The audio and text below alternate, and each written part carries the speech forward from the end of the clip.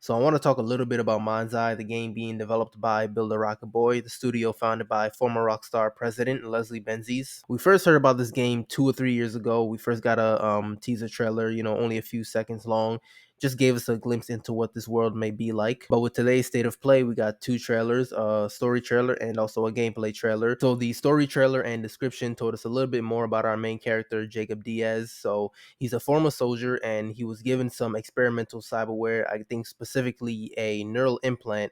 And per the description, this neural implant haunts him with fragmented memories of a covert mission that apparently changed his life forever. And it seems that Jacob isn't the only one to have these implants. Others, probably soldiers like him, former soldiers like him, will have these implants as well.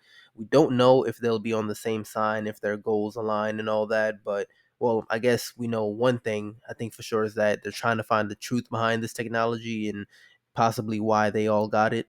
So, with all that being said, I do think there is potential for this story to be really good. It kind of reminds me, in a sense, of the Cyberpunk 2077 story, where if you don't know, the main protagonist, V, along with their partner Jackie, break into Arasaka, a corporation, to steal an experimental biochip holding a personality construct of Johnny Silverhand.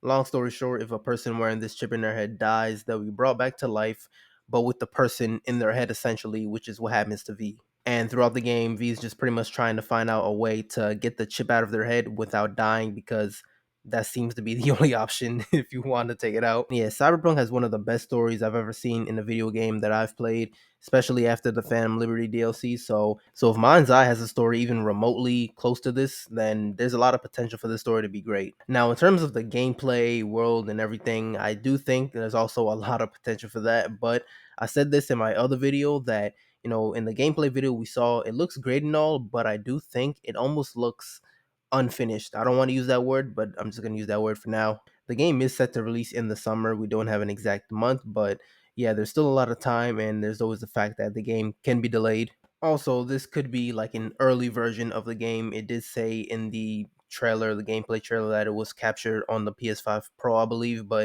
it doesn't mean that that was like a finalized version or anything. Of course, the game always has to be polished and there's always more work to be done, even when the game comes out. Anyway, the game is supposed to come out in the summer. It said summer 2025, so they've got about 6 months until August. That's the last month in summer. So I think that gives them a good amount of time to kind of smooth some things out, clean things up a little bit. Now, in terms of the combat, it does seem to be a little similar to something like GTA 5, but I guess that's to be expected given that they're kind of similar in principle, being like these massive, immersive, open world, third person games. And honestly, as long as the game feels good and smooth and responsive, then I'm fine with it being similar to something like GTA 5 or even Red Dead 2. And with a game like this, you're able to have more variety in terms of weapon and vehicles and things like that. So, I think that'll add some spice to it. But yeah, let me know your thoughts on Mind's Eye. Have you been keeping an eye on it like me? Oh boy, that's staying in the video. But yeah, no, for real. Let me know your thoughts in the comments. And as always, like the video if you like, subscribe, and I'll see you in the next one.